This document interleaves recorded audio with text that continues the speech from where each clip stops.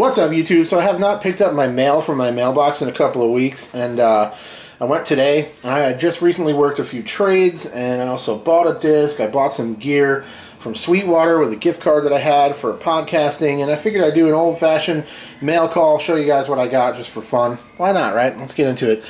I got a Jawbreaker Roach. I have not tested the Roach at all in any plastic type.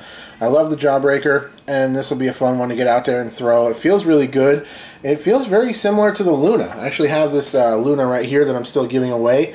Sun King sent me this one to give away to you guys. If you go check out my Luna review, you can enter that giveaway if you've not done that yet. But look at these side by side, guys. They are really similar to my eye. There's definitely some differences, but not a huge amount. I almost wonder, I'm going to be perfectly honest with you guys as I try to be, I almost wonder if Paul McBeth really liked the Roach, but was just like, hey, I'm not putting with a disc that's called the Roach. I'm not putting my name on the Roach. That's a terrible name for a disc, let's be honest. But maybe there's definitely some slight differences, and obviously the plastic blend is different. This kind of prototype plastic has that weird kind of textured, kind of waxy feel. I like the regular Jawbreaker better. This thing feels great, and I'm very excited to get out and throw it. And if I like the way it flies, there's a good chance I will pick one up in the Big Z plastic to test, because that's kind of what I'm looking for, is a premium plastic throwing putter that still flies really straight and neutral. That's what I'm looking for. So hopefully this guy will work out, then I can try one in Big Z and see what happens. Here's another one that I'm testing, which is a Moonshine Deputy.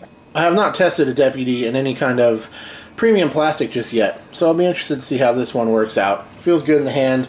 I like it. It glows good. If nothing else, it'll be a nice glow disc. This and my Moonshine Compass make a pretty good glow team for me if I was going to actually ever play glow, which I basically never do.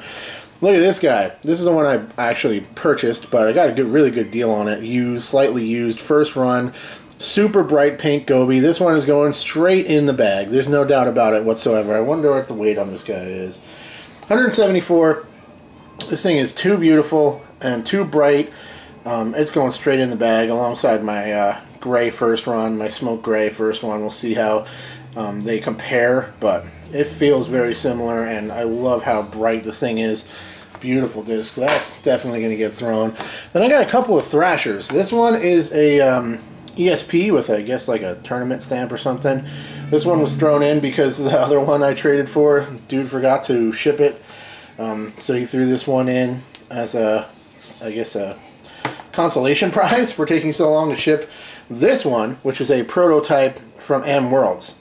So I've heard this is a particularly stable run. That's what I'm looking for. I've tested a ton of different types of Thrashers, Z, Big Z, TI, ESP, ESP Glow. Is that it? Pro D. I've tested a bunch of different plastic types for the Thrasher and runs and stuff. This one is really flat and very stiff, and I hear that these are pretty stable. So I'm hoping this will be like a little bit overstable version of a Thrasher that I can put in my bag and have that little bit of a different layer to the Thrashers, since I like them so much. If I could just find one that's a little bit more overstable, I don't need to carry the Trespass. I also have a new cable, just a Diodario Planet Waves cable for my new mic. This thing is a Behringer, which is a pretty low-end company, I guess, but it's really well reviewed, and it was 20 bucks. Let's take a look at this thing. For 20 bucks, I mean, how can you go wrong? Take a look at it. All the reviews on Sweetwater are super positive. People think they're really great for the money. I love how it comes in this hardshell case. That's a nice touch for 20 bucks, right? It has a mic clip there for a mic stand, and here's the actual mic itself. Just a basic mic, but I actually have a similar version, which is right here, that's slightly lower end, that came with a little portable PA system that I have. This is the 1800S, XM 1800S. This one sounds pretty decent, honestly. I tested it the other day. It sounds fine. This one is a step up slightly from that one, XM 8500. So this one is a little bit better. So we'll see how it goes.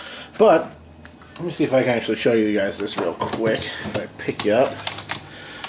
I got this little mixer recently, and I discovered that I can use it. I can plug in multiple mics, and I can just send from this cable out into my Zoom recorder that I use for podcasting, and I can record multiple mics at once, adjust the levels and everything, get everything dialed in.